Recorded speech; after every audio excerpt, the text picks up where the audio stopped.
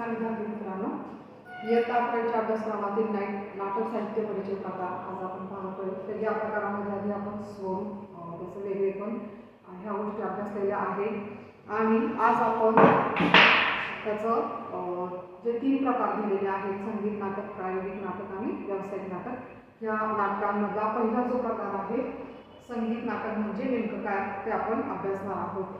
तर अण्णासाहेब किर्लोस्कर यांच्या संगीत शाकुंतल व संगीत सौभद्र या नाटकांद्वारे संगीत नाटक कलात्मक पातळीपर्यंत पोहोचले. भाषा सौष्ठव, पात्र हाताळणी, नाट्यमयता, नाट्यतंत्र, सहज सोपे स्वाभाविक संवाद अशा सगळ्या बाबतीत या नाटकाने एक मापदंड तयार केला. यातही सर्वात अधिक महत्त्वाचा होता तो त्यातला संगीताचा वापर. आता संगीत नाटक या शब्दामध्ये तुमच्या थोडंसं लक्षात आलं असेल की एरवी आज आपण एखादा चित्रपट किंवा एखादा सिरियल पाहताना त्याच्यामध्ये कथा जास्त असतं, कथा जास्त असतं, संवाद गद्य स्वरूपामध्ये जास्त असतात. पण संगीत नाटकामध्ये एक प्रकारचं द्वंद्व आपल्याला पाहायला मिळतं आणि पूर्ण जे पौराणिक किंवा आध्यात्मिक काही ज्या कथा असतात किंवा जे घडून गेलेल्या घटना आहेत तर त्याच्यावर आधारित अशा प्रकारचे संगीत नाटकं होत असतात. आणि ह्या नाटकांचा जर आपण विचार केला तर ह्याचा जो कालावधी आहे तो जास्तीत जास्त म्हणजे आज आपण असं एखादा चित्रपट पाहायचा तर आपण 3 तास चित्रपटगृहामध्ये बसतो किंवा 2.5 तास. पण नाटकांचं तसंही आहे. आज जी व्यावसायिक स्वरूपाची जी नाटकं आहेत ती सुद्धा 2-2.5 तासामध्ये ती पूर्ण होतात. पण संगीत नाटक हे जे चालायचं म्हणजे तुम्ही जर कट्यार काळजाची घुसली हा जर चित्रपट तुम्ही पाहिला तर ह्या नाटकामध्ये म्हणजे जे गाणी आहेत किंवा जे पद घेऊन जे काव्यरचना केलेली असते तर त्याला शास्त्रीय संगीताचा म्हणजे तिथे छंदात्मक रचना किंवा वृत्तात्मक रचना याला फार महत्त्व असतं. आणि त्या ठिकाणी जे आलाप किंवा त्यामध्ये 2 प्रकार आहेत, एक ख्याल गायकी आणि एक लोकगायकी. तर या गायकीनुसार म्हणजे ध्रुवपद ते पुन्हा पुन्हा त्या ठिकाणी ते आवडलं जातं, म्हणजे त्याची पुनरावृत्ती त्या ठिकाणी असते. तर अशा प्रकारचे आहे त्याच्यामुळे ह्या नाटकांना वेळ खूप लागायचा आणि कालांतराने हा वेळ लोकांकडे कमी कमी होत गेला आणि त्याच्यानंतर म्हणजे संगीत नाटक ही सुरुवात आहे आणि या सुरुवात नाटक या कलेची. आणि यामध्ये ज्यावेळेस सुरुवातीला नाटक त्या ठिकाणी सादरीकरण करायचं असतं तर त्यामध्ये एक नांदी असते. नांदी म्हणजे कुठल्याही गोष्टीची सुरुवात. पण ही सुरुवात करताना सुद्धा एक ध्रुवपदच वापरलं जातं. तो नेमका काय प्रकार आहे तो तुम्हाला मेसेज केला जाईल किंवा या व्हिडिओनंतर तुम्हाला त्याची एक PDF पाठवली जाईल की जेणेकरून तुम्हाला संगीत नाटक म्हणजे नेमकं काय आहे ते तुमच्या लक्षात येईल. आणि याचा थोडासा बाज जर तुम्ही पाहिला तर कोकणात जे गणेशोत्सव वगैरे होतात तर त्या ठिकाणी तुम्हाला या सर्व गोष्टी तिथे ज्या पद्धतीचं पौराणिक कथांना घेऊन नाटकं केली जातात तर त्यामध्ये किंवा आपले बरेच जे लोकप्रिय प्रकार आहेत त्याच्यामध्ये प्रत्येक कार्यक्रमाची एक नांदी असते. म्हणजे त्याच्यातूनच मग त्यामध्ये नटराजाची जी मूर्ती आहे किंवा गणेशाची मूर्ती आहे तर त्याला वंदन करूनच ते ध्रुवपद त्याच्या कृतज्ञता व्यक्त करून त्या एखादं स्तोत्र असेल, एखादं काव्य असेल त्याला अनुसरून त्या ठिकाणी ते त्याचं गायन केलं जातं आणि मगच त्या संगीत नाटकाला प्रारंभ केला जातो. तर ह्या संगीत नाटक म्हणजे नेमकं काय तर भाषा सौष्ठव, पात्र हाताळणी, नाट्यमयता आणि नाट्यतंत्र, सहसोपे स्वाभाविक संवाद अशा सगळ्या बाबतीत या नाटकाने मापदंड म्हणजे नियोजन आपण ज्याला म्हणू शकतो ते तयार केलं आणि त्यातही सगळ्यात महत्त्वाचा वापर त्यातला संगीताचा होता. मनोरंजनातून सामाजिक प्रश्नांवर बोट ठेवले जाते. याचं एक स्वरूप आणि वैशिष्ट्य आहे की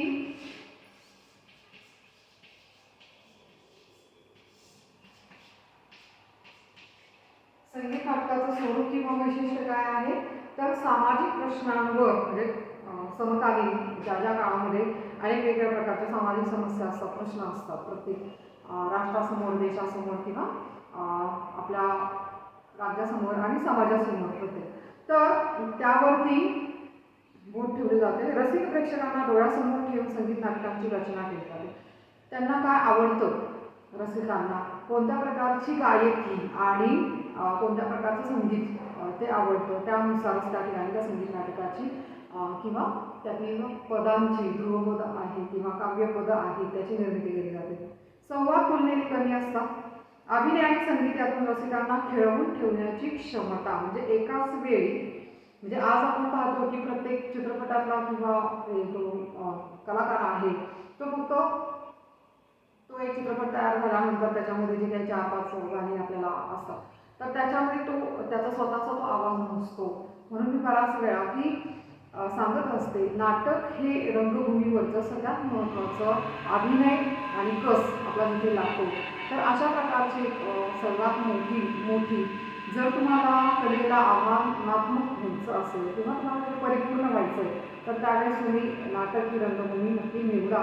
आणि मग या ठिकाणी तुम्हाला अभिनयाद्वारेच त्या ठिकाणी ते संगीत नाटक म्हणजे तिथे तुम्हाला गायचं पण असते आणि अभिनय पण करायचं आहे. म्हणजे त्या ठिकाणी तुमचा आवाज जो आहे त्याला आणि आवाजापेक्षाही तुम्हाला त्या शास्त्रीय संगीतातले जे बारकावे आहेत हे सगळे आपल्याला म्हणजे एक प्रकारे थोडंफार ते शिकणं सुद्धा गरजेचं आहे.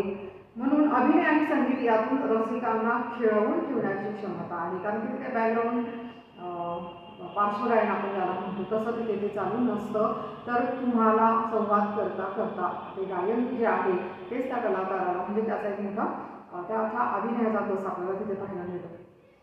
वैविध्यपूर्ण गाणी संगीत नाटकात शास्त्रीय संगीताचा भागस्थपणा सांभाळणाऱ्या गाण्यांचा अंतर्भाव असतो. म्हणजे शास्त्रीय संगीत जे त्याच्यामधलं सगळ्यात महत्त्वाचं म्हणजे एक नंबर जर तुम्हाला गायन ही कला जर आपल्याला आत्मसात करायची असेल तर तुम्हाला शास्त्रीय संगीत आलं तरच तुम्हाला त्या ठिकाणी ते आत्मसात करता येईल. कारण त्याचे बारकावे जे आहे चढ उतार आहे. जरी तुम्हाला ते 7 स्वरांवर पूर्ण इमारत त्याची उभी असलेली दिसली सा रे ग म प द नि सा पण त्याचा उच्चार तो कसा करायचा आहे तर या सगळ्या गोष्टींचा जे शिकायला मिळतं ते शास्त्रीय संगीतामध्ये. मग त्याची जाण सगळ्यात महत्त्वाचं म्हणजे आज आपण प्रेमगीतं भावगीतं उडत्या चालीची गाणी किंवा बॉलिवूड हिट वगैरे अशा प्रकारचं काही आपण ऐकत असतो.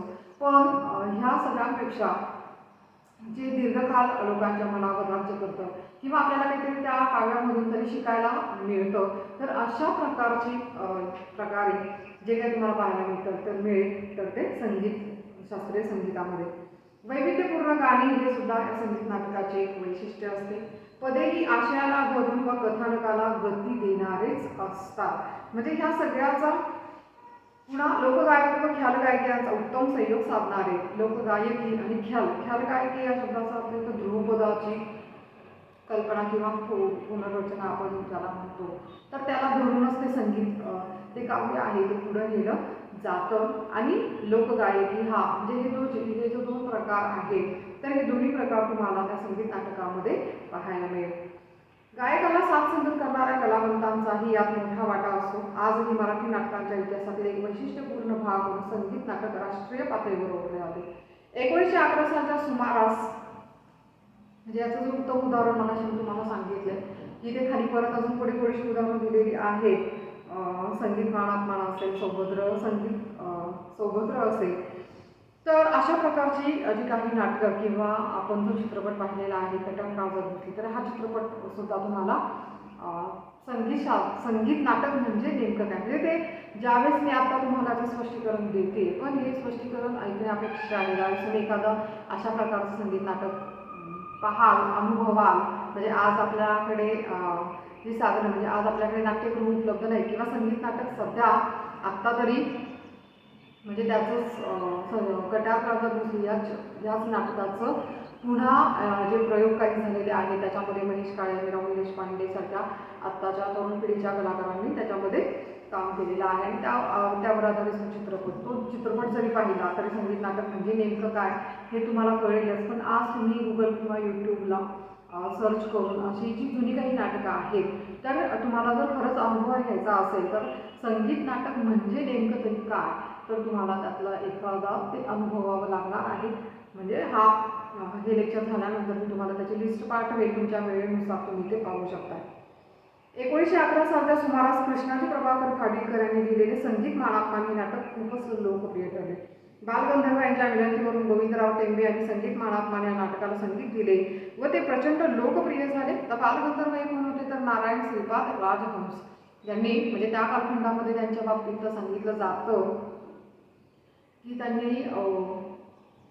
स्त्रीवेशातील भूमिका म्हणजे जी काही ज्या काही नाटकांमध्ये जिथे गरज होती, पण त्या काळामध्ये स्त्रियांना त्यांचं एक विश्व वेगळं होतं की ती उंबरठ्याच्या आतच अशा ठिकाणी त्यांना कधीही म्हणजे अजिबात परवानगीच नव्हती. तर अशा वेळेस स्वतः ते पुरुष असून त्यांनी स्त्रीवेश धारण करून त्या नाटकांमध्ये काम केलं. त्यांच्या बाबतीत म्हणजे एखाद्या लावण्यवती स्त्रीला सुद्धा मागे टाकेल अशा पद्धतीचं त्यांचा अभिनय आणि ती पद्धत असायची.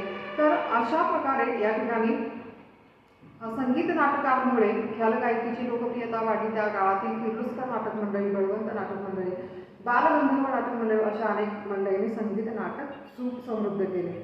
बालगंधर्व आता इथे एक आपल्या पाठ्यपुस्तकामध्ये पान नंबर 63 वर एक त्याची लिस्ट दिलेली आहे.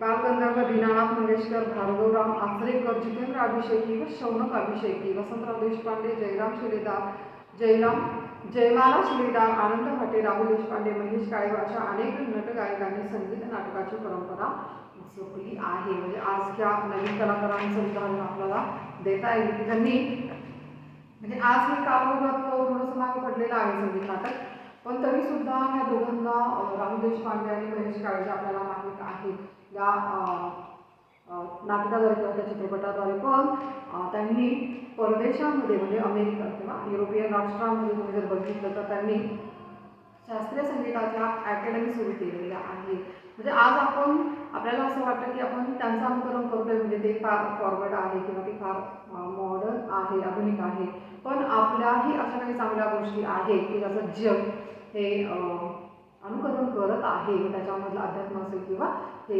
शास्त्रीय संगीत असेल. तर नाटक रंगभूमीवर सादर होण्याच्या अगदी प्रारंभीच्या काळात अंधश्रद्धा, रूढी, परंपरा यासारखे सामाजिक अडसर होते. म्हणजे याला बहुतेक ब्रिटिश ज्यावेळेस राजवट आपल्या देशामध्ये आली तर त्यावेळेस अनेक अशा काही गोष्टी मागे पडल्या. तर त्या काळामध्ये संगीत नाटकाची सुरुवात आणि त्याला यशही तेवढ्या प्रमाणात मिळालेलं पाहायला मिळतं. तत्कालीन सामाजिक वातावरण पोषक नसल्यामुळे नाटकात काम करण्यासाठी स्त्रिया तयार नसतं. हे बालगंधर्वांचं उदाहरण आहे त्यांनी दिलं. नाटकातील स्त्री व्यक्तिरेखा या पुरुष पात्राद्वारे साकारल्या जात असत. तसेच त्या काळात नाट्य कलावंतांना म्हणावी तशी प्रतिष्ठा नव्हती. अशा परिस्थितीत बालगंधर्वांनी साकारलेल्या स्त्री व्यक्तिरेखा मात्र आजही अजरामर ठरलेल्या आहेत. मग बालगंधर्व नेमके काय होते किंवा कोण होते तर तुम्ही आता कलाकार मराठी चित्रपटातले किंवा कथा लेखक सुद्धा आहेत तर असे सुबोध भावे तर त्यांनी बालगंधर्व हा चित्रपट सुद्धा तयार केलेला आहे. सगळं श्रीराम कोतवाल ज्या पद्धतीने तर त्याच पद्धतीने हा चित्रपट सुद्धा त्यांनी तयार केलेला आहे. आजच्या काळामध्ये करमणुकीचे विविध पर्याय उपलब्ध असताना ही नाटक जिवंत राहिले आहे. त्यांच्या सादरीकरण आणि स्वरूपात काळानुसार बदल होत गेले. रात्र चालणारी संगीत नाटके आहेत त्या नाटकांशी तादात्म्य पाहण्यापेक्षा हे चित्र आता बदलले असले तरी नाट्य रसिकांची संख्या आजही लक्षणीय आहे. म्हणजे या ठिकाणी आपल्याला आता असं लक्षात येईल की अलीकडच्या काळामध्ये अशा प्रकारची नाटकं तर होत नाहीच आहेत, पण त्याचा जो वेळ आहे रात्रभर एवढा वेळ आजच्या पिढीकडे नाही असं आपण म्हणू शकतो. पण मग त्याचं थोडंसं शास्त्रीय संगीत आज आपल्याला ह्याच पद्धतीचे असे जे हरवणारे कलाकार असतात तर ते विशेष कार्यक्रमांच्या निमित्ताने दिवाळी पहाटसारखे जे कार्यक्रम आहेत ते पूर्ण शास्त्रीय संगीताचा बाज किंवा शास्त्रीय संगीतावर अवलंबून आहे. म्हणजे एक ज्यावेळेस तो सण आपल्या आयुष्यामध्ये आनंदोत्सव घेऊन येत असतो तर त्यावेळेस आपण आपल्या जुन्या रूढी आणि परंपरा आणि संस्कृतीकडे वळतो हे मात्र नक्कीच असं या प्रकाराद्वारे आपल्याला लक्षात येईल. याच्याबाबतची संगीत नाटकाबद्दलची आधीची जी माहिती आहे ती तुम्हाला मी PDF-च्याद्वारे पाठवणार आहे आणि ते लिंक पाठवलं जाते त्याद्वारे तुम्ही एखादं नाटक जर पाहिलं आता तुमच्याकडे वेळसुद्धा आहे तर नक्कीच तुम्हाला संगीत नाटक म्हणजे नेमकं काय हे पाहायला मिळेल. आजच्या लेक्चरला संगीत नाटक आपण त्याचं स्वरूप आणि त्याची वैशिष्ट्ये आणि नेमकं संगीत नाटक म्हणजे नेमकं काय हा अभ्यास केला. तर पुढच्या लेक्चरला आपण प्रायोगिक नाटकाकडे वळणार आहोत. धन्यवाद.